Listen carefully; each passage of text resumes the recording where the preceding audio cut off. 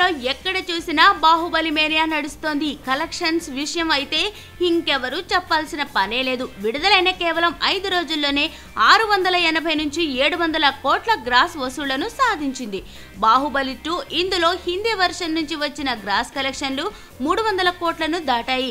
హిందీలో సల్మాన్, షారుఖ్, అమీర్లు సాధించలేని కలెక్షన్స్ ని బాహుబలి సాధిస్తుంది.